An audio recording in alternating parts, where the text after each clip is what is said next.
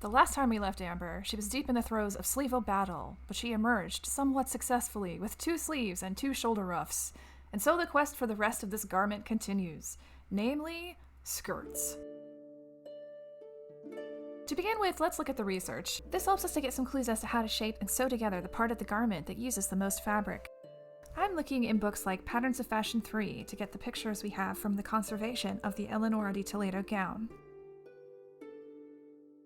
And while this style is Florentine, it's a very good source because it shows piecing.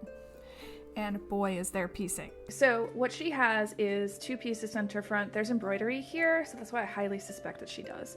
And then 2 side pieces here that are cut on the diagonal, probably, well, I don't know, it depends. If the fabric has a pattern that's going this way, then this is not going to be, this part here. Oh God. Oh no. Here's a better idea of the back. They probably didn't piece here. This is just like, I couldn't figure it out with my mind trying to perceive 3D things until I put a line here and then added. We either will piece this piece or we will just make this that long. In the Vecellio book, they do talk about it being an arm's length. So in order to figure out what the center front is, though, because I think I'm gonna have to use the entire panel, which for me is 43 inches. Clearly they didn't have that back then. You can see the pieces are not as wide. But in order to get that really nice, like, all the way along this entire V shape here, ruffles, gathers, I had to measure this area here, which ended up being 14.5 inches. And then really, I guess maybe to get the fullness that I want, I think I'm going for 3 times that, which is 43.5. So that's going to be an entire width of fabric for the front. But essentially what I'm doing is taking this, the top point, and taking it all the way down to 8 inches, which is where you have the waist to the end of the point. Gather that up and stick it onto here. And then I'm going to have to figure out how to do the back, something like this. Does any of that make sense? I don't know. By this point in history, Venice had access to some of the most coveted fabrics in Europe via their long-standing trade relationships with China, Syria, North Africa, and Byzantium and the Turkic people. Because of their heavy involvement with all of these cultures, which cannot be denied, the Republic of Venice learned the art of brocade weaving, silk making, and creating their own textile industry. I will link several articles about the relationship between Asia, Africa, and the Islamic influences on Venetian design and fashion in my description. Fabric widths, as today, were restricted by the size of loom that could make them, and that was much smaller than now. That is why when we look at the remaining records of fabrics purchased, such as in the Florentine inventories of Eleanora Di Toledo, we see much larger quantities than would be used today. It was very important to use every inch of fabric you could and not waste. I definitely have to be economical in my use of fabric as well, because as usual, my guess on how much fabric I needed was on the low side of things. I did realize that I didn't make my point in the back as the Venetians did, but the Florentines did not. Oh well. I wish I could tell you that I had a clearly methodical process for the shapes I cut from my fabric, but seeing as I still haven't really learned how to draft patterns on my own, I used the previous skirt pattern I drafted from the Modern Maker book 2, and then looked at the general shapes in both that book and the Patterns of Fashion book.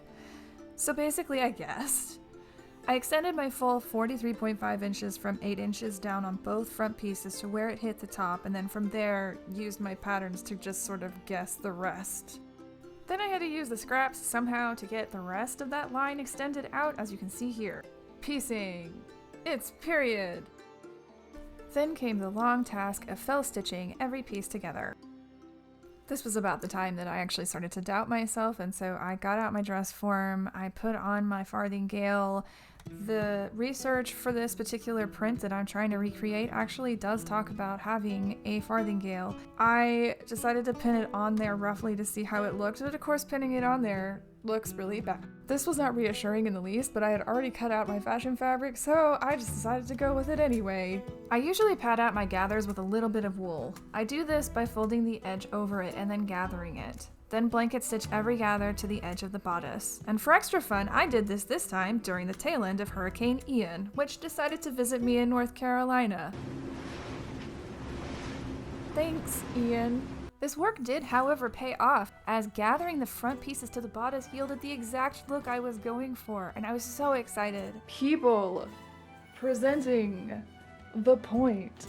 After trying it on the dress form, I couldn't help myself. I needed to finish pleating the back and then try it on. Yay!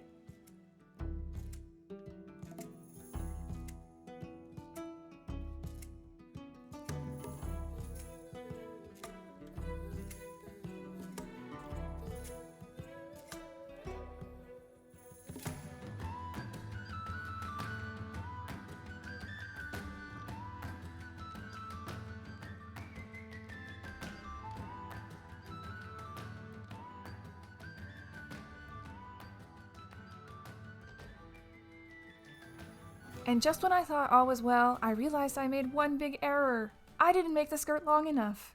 In every print I'm using for my inspiration, the ladies are wearing Chopines, and I made my skirt long enough just for flats. I already have some beautiful Chopines that I made actually from a yoga block, and they are 4.5 inches tall, and I should have known that I needed to put that into the hem of my skirt. By the way, if you want to know how those are made, go check out that video. Right now though, I have to figure out what to do about this. I'm gonna have to add, I think, to the hem. I'm gonna have to do so much to add this extra length to the skirt, and it's not gonna match up. It's not gonna be the same all the way around. I just don't think I want to do this. I like the continuous pattern. I want to keep that. I can't. Okay, my other option, which I think I'm gonna go with, is using the underskirt that I've already made before underneath to give it some length, which they totally did. You have pictures of them like holding up their skirts to show off the bling underneath. So like I can do that. That will be fun. Honestly, I don't know what to do. I don't walk well in Chopines. I don't love the skirt peeking out from underneath at all parts either. I don't know what I'm gonna do. I'm gonna have to figure this out in the next video. Not everything ends up the way you want it to. Stay tuned, where I'm forced to make a decision that I don't know I'm gonna like anyway. It's just how it is.